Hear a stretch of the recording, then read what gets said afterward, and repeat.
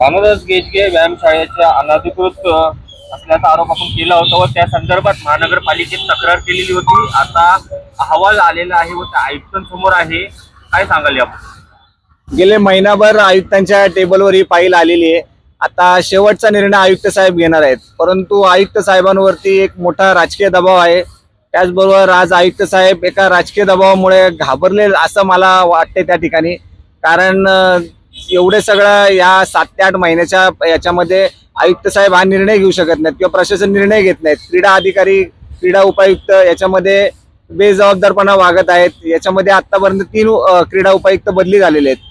आणि जर का अशा प्रकारे जर का पुणेकरांच्या मालमत्तेचं जर का व्यवस्थापन पुणे महानगरपालिका करत असेल तर त्यामुळं मला वाटतं करदाता म्हणून किंवा पुणेकर म्हणून मला या सगळ्याची फार मोठी चिंता वाटते। आयुक्त साहेबांनी कुठल्याही याला दबावाला बळी पडू नये। जर का त्यांना जर का काही कुठल्या याचे कोणी धमकावत असेल तर मला वाटतं आयुक्त साहेबांनी खुल्या मनाने निर्णय घ्यावा आणि पुणेकरांना दाखवून द्यावं की पुणेकरांच्या या कररुपीच्या प्रॉपर्ट्या बनवलेल्या आहेत। पुणे महानगरपालिका सक्षम आहे त्या सांभाळण्यासाठी। कुठल्याही सत्ताधाऱ्यांना त्यांनी बळी पडू नये असं मी या ठिकाणी मला असं वाटतंय। आमचा हा जो विषय आहे याच्यामध्ये भानुदास गेजगे व्यायामशाळा ही गेले अनेक वर्ष भारतीय जनता पार्टीचे धीरजजी घाटे यांनी ताब्यात ठेवली होती। आणि ज्यावेळेस आम्ही हा विषय सगळा बाहेर काढला त्याच्यानंतर पालिका जागृत झाली आणि त्यांनी एका दिवसात ती ताब्यात घेतली आणि लगेच ट्रान्सफर देखील केली।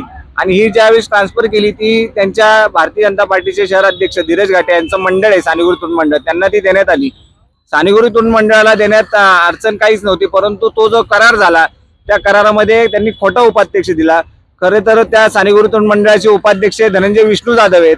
आम्ही धर्मादायामधून त्याची सर्व माहिती काढली आणि त्याच्यात असं लक्षात आलं की तिथं पालिकेची फसवणूक करण्यात आली। आणि सानेगुरी तृण मंडळ हे गेले 23 वर्ष अनियमित सगळं कारभार आहे।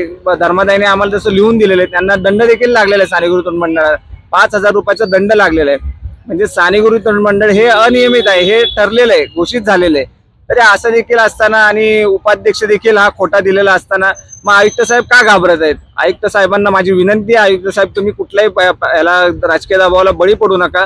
पुणेकरांसाठी एक असा निर्णय घ्या की जेणेकरून भविष्यात अशा प्रकारे कोणी त्याच्यामध्ये गैरप्रकार करणार नाही।